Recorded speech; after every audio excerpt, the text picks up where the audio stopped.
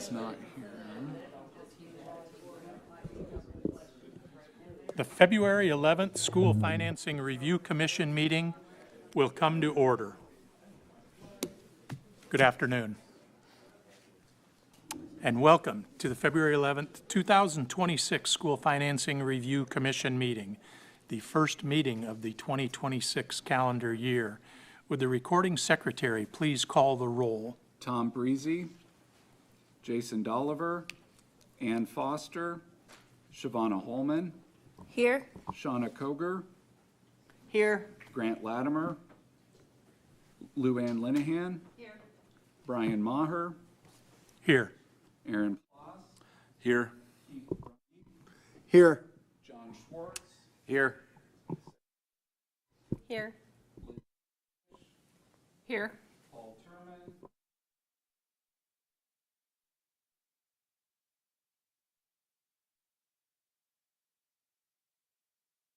there are 9 present. There are 9 members present. Quorum is established.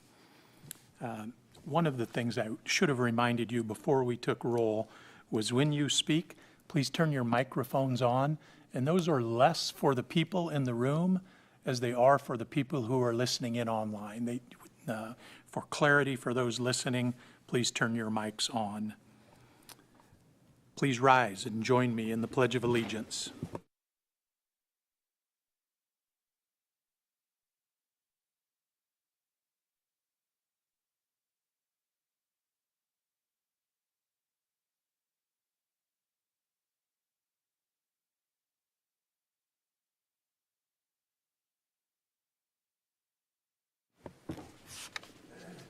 Again, welcome. Information regarding the Open Meetings Act is posted as you enter the room from the main entrance doors. We are on agenda item 3. The minutes of the previous meeting were provided with the notice of this meeting. A copy is also provided for each commission member. Are there any corrections to the minutes?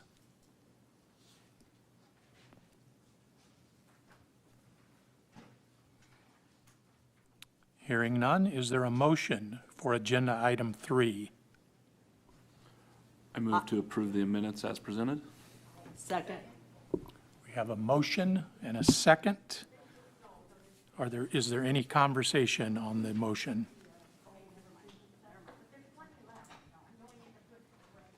Would the recording secretary please call the roll? Paul.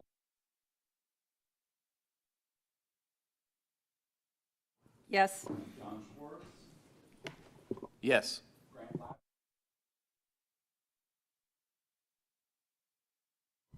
Yes. Yes. Jason Dolliver, Brian Maher, Yes. Ann Foster, Yes. Shauna Koger, Yes. Sarah Scott, Yes. 10 yes.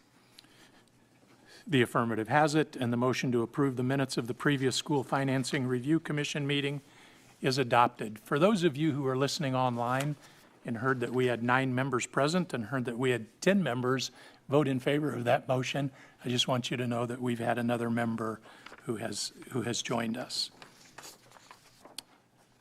Okay, just a couple of announcements that I want to make before we get into the rest of the meeting. One is Fred Meyer, former Senator Fred Meyer, was a member of the commission for the calendar year 2025. You might notice he is not here today. He called me this morning and I thought he wanted to talk a little bit about the Financing Review Commission, but actually he wanted to talk about an item of business that he's worried on with his most recent job. Most of you probably know Fred Meyer is now again Senator Meyer, as he has been sworn back into the legislature. Fred Meyer was put on the commission as a member at large, and because he is now a seated member of the unicameral, it no longer qualifies to be an at-large member for this commission. He has submitted a letter to both myself and to Governor Pillen, and the position is now vacant, and it will remain vacant until Governor Pillen appoints somebody to that at-large position.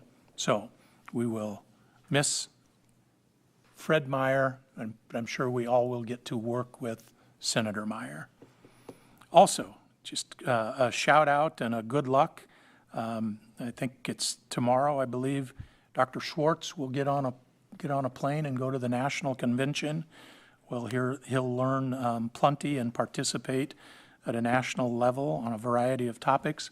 But also, he'll be representing Nebraska as Nebraska's Superintendent of the Year, and as a member in good standing to be considered for the National Superintendent of the Year. So, Dr. Schwartz, good luck, and don't embarrass us, for crying out loud. Well-deserved, and congratulations. Okay, agenda item 4, we will review the findings and the next steps from the 2025 School Financing Review Commission Annual Report. This is going to be a bit of an abbreviated version, but I wanted to talk about what we've done in terms of an executive committee in looking at how we'll structure the work to be done this year. We think that there is such an amount of work to be done that we need to break the work up into committees and have committees meet in between the sessions that we have here. You may recall we are obligated by state statute to meet at least quarterly as a full commission, but there is nothing that prescribes what we can do in between those meetings. So as an executive committee, we determined that one of the best ways that we can attack this year is to divide folks up into Committee A and Committee B, with Committee A focusing on bulleted items 3 and 4 from the report, the next steps for the commission that was on page 15 of the 2025 annual report. And those items are specifically to evaluate the needs aspect of the current and any proposed changes to the school funding formula, including factors such as poverty, English learners, early childhood, college going, workforce development, literacy, and graduation rate. The second bulleted item that Committee A will work on is assessing the resources side of the current formula and any proposed future formula changes, including how various state and local resources available to districts function with a funding framework. So two bulleted items for Committee A. And we are calling you the resources side. On the Committee B that we are calling the spending side, or we'll focus on bulleted item 5 from that same list on next steps for the commission on page 15 of the 2025 annual report. And that item includes reviewing spending, for example, per pupil, impact of LB 243, analysis of potential efficiencies, and any other factors impacting spending, in comparison to economic indicators such as consumer price index or employment cost indexes and other state data sets where applicable. So as the chair of this commission, I sent out an email and asked folks, which committee would you prefer to be on if you could get your preference, and we were able to accommodate almost all preferences going forward. So we have in the room, for those of you online, in the room, two tables where the committees are set next to one another at this point. So item 5 then will be to review and discuss the proposed committee structure and the meeting structure for 2026. The two groupings in the room are largely based on each of your preferences for committee participation. So general conversation amongst committee members. What do you think of the thought that the executive committee has in terms of being able to get our work done this year? And what do you think about the larger commission meeting? What should our cadence of meetings be for 2026, knowing that we have to meet at least quarterly? Any questions, comments, or concerns?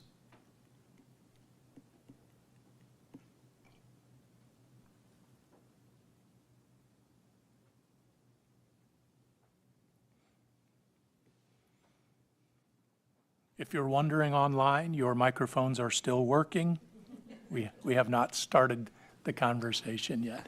If there's not a lot of input, I would say that we will continue. We will get the quarterly meetings to you so that you know the dates that we will meet, and then we'll leave it up to the committees to meet as you deem appropriate. One thing I would say to everybody on the commission is our report this year is due on November 1st. You may remember that the first report was due on September 1st, or December 1st, but every subsequent year will be turned in on November 1st. We cannot go to November 1st this year and say, you wait till 2027, we're really going to get something done. We have to get something done this year, something meaningful done this year. I think the stage is set. I think if you get back into the findings and the report from 2025, I think that we've really set the stage for a good amount of work. And I think that work can now be done in the two committees, and we can come back in April, May, or June and discuss the findings of the committee to that point. Comments on how the committees should structure the meeting, should get together, et cetera. One thing that I will ask you to do in your first meeting is to appoint a chair within your committee, somebody that we can stay in constant communication with and keep the ball rolling. Also know that you have a number of resources available to you, whether it be various departments from the state, and certainly the Department of Education, and specifically Bryce Wilson and his folks. Doc, just kind of thinking backwards, knowing our report is due November 1, really, we've probably got to have our work done by October 1. If you think of last year, it took us almost a month just to get it together, wordsmith the document, and get it out as we all approved. And so, we're really at, whatever, 7.5 months from the day that the work has to be completed. And so I agree with your assessment of let's just go one quarter, at least for the next meeting. That allows the committees to get as far as they can go and then report back. And then maybe at that next quarterly meeting, if we have to increase the frequency based on the work, then we can do so. But at a minimum, we know where those quarter check marks are going to be. Otherwise, we're really only going to have 2 more meetings before, if we go by just straight quarters, between now and October 1. Really good point. And Doc, I'm part of the executive committee, so I heard the conversation that we all had together, and I think this approach that you proposed makes a lot of sense. Is it an accurate statement to say that part of what the committee will do when we do meet quarterly or more frequently, as Dr. Plaus had mentioned, would be to share out the work that we've done? Yep. And to seek input from the whole commission on the questions that we're trying to resolve to provide some broader guidance? Without a doubt. Okay. Yep, I'm glad you brought that up. No doubt that the work that's done in between meetings will be shared with the full commission and the public at the regular commission meetings. And those share-outs can serve as a calibration or a need for recalibration, if there is one, from the entire group. So that one group doesn't get to decide what we're doing as a whole group. One group gets to do a lot more work in particular areas and share it with the full group for consensus amongst the whole group. Really good point.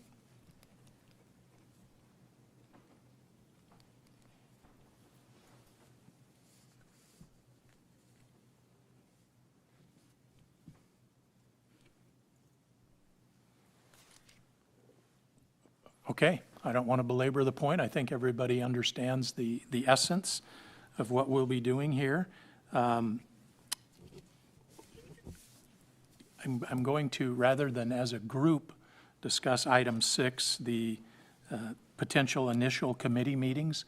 I will leave that up to the committees, and I would say, let's, for those of you online, you may hear a general murmur here for about 10 minutes or so until the two committees can discuss next meeting dates and how those committee meetings will take place, location, all of the specifics that need to go. That's not going to come from me unless you need it to come from me. So, work amongst your committees.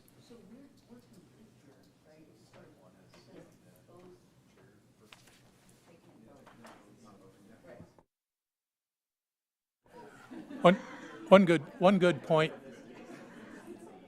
One good point, and I'll share for for those not in attendance here, that the one committee I think is complete with voting members.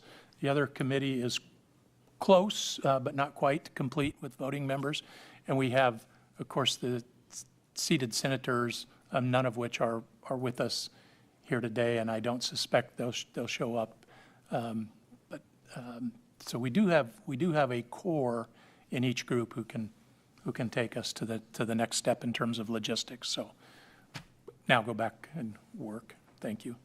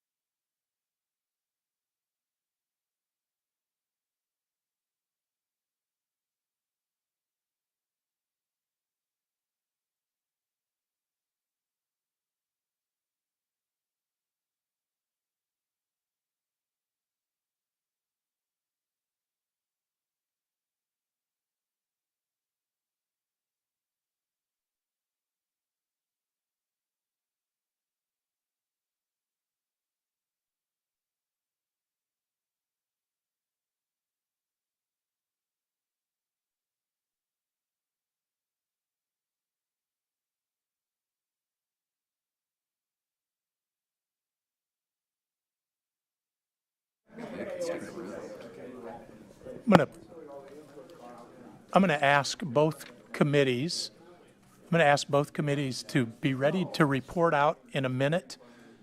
We'll probably adjourn shortly after that, and if you need to keep working in your committees, you can certainly do that. But why don't, just take a minute or two and be ready to report out on the next steps for your committee, and we'll move on from there. About 2 minutes.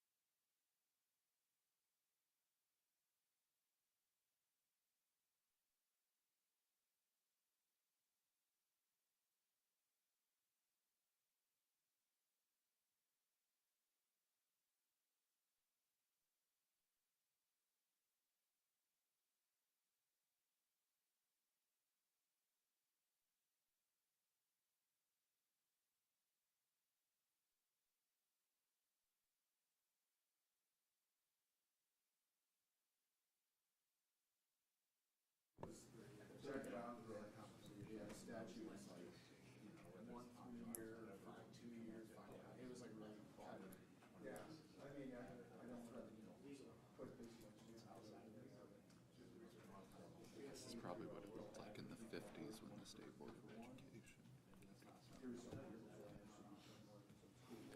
Okay. We will, we'll do a report out. Going to go to Committee A. And I'm going to assume Committee B wants to hear what you have to say. Who will report out for Committee A? All right. Ann, please go ahead. And any of the committee can step in for anything.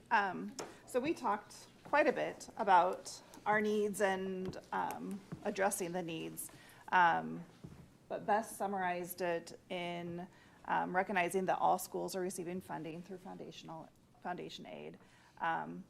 We talked a lot about how every district has a story and how can we address formula needs while recognizing the unique needs of every school district and keeping that in mind. Also, acknowledging the work of the past and honoring that work of the past. We've had individuals who have been looking at school funding for 35 years, and how can we honor the work of the past while still looking forward to the future. And to our last point, maintain and improve funding for education. You know, right now the state is carrying the weight of 53%. What does that look like in the years to come, and how can we sustain that or grow that? Anything from the committee that you'd like to add? Did you mention equalization aid? What's that? Chair. We did elect a chair. That is myself. Yes, we also have a meeting schedule. We're going to be meeting the second and fourth Wednesday of every month at 1 p.m. And we'll do a combination of Zoom and in-person meetings, and we're hoping that we can use the Department of Education as a meeting space if it's available. You definitely can use the Department of Education, so good work. Thank you. Committee B. We had some good conversations. In terms of scheduling meetings, we tried to schedule around the legislative calendar since we have some sitting senators. So we looked at some dates where the legislature's on recess, and so our first meeting we're looking at being on March 2nd. We've got some other dates that we're preliminarily putting in also in March, also on recess days, and we'll get that email out to the rest of our colleagues who weren't here today in an email sometime tonight or tomorrow. We're planning on meeting in Arlington to get started because it seems like a midpoint with where everyone is at. Shauna is in Arlington, and Arlington is about 45 to 60 minutes away from everybody else. So it seems like a nice meeting location. And it also allows Shauna to still be with her kids each day. And we're excited to get going, so. Excellent. For those not here, by her kids, you mean her students. Shauna's a teacher on this commission, so thanks, Shauna, for what you give up to be here. Appreciate the feedback. Sounds like both groups are ready to go in terms of their meetings. I will tell you a couple of things that I've jotted down from today and that you can think about going forward. Number one, the fourth quarter meeting, I will try to make that as early in October as possible, but I want to have that October meeting earlier. As Dr. Ploss pointed out earlier in the meeting today, that November 1 deadline for the report will come rather quickly. So the more time we have in October to put that together, the better. Also, the second quarter meeting, while we don't have a specific date yet, we will get that and settle on that within a week. The second quarter meeting will be in the back half of April. The legislative session concludes on April 17th. So senators on this commission, while not voting members, will have an opportunity to be present. Also, the seventh and final bullet point on our report said, examining any other elements as established in statute or requested by the governor or Nebraska legislature. So once this legislative session is done, if there is any new statute or any new element for us to consider, we'll be able to do that after April 17th. Finally, for both committees, I would, I don't know about remind you, I would inform you that committee reports will be in future agendas. So when you meet, I would ask that you not only meet, but keep meaningful notes, as those notes will be published in our agendas. Are there any questions or comments? I know today was a rather quick meeting. I anticipated it would be pretty quick, but quite frankly, the information that I heard being shared in both groups, I think, was meaningful information. I think you're off to a great start. I will adjourn this meeting in just a minute, but I will tell you if you need to meet further in committee, this room is available to you. So please stay and meet if you would prefer to do so. I would also remind everybody that there is no public comment. Nobody has requested to speak in public comment today. So with that in mind, this meeting is adjourned.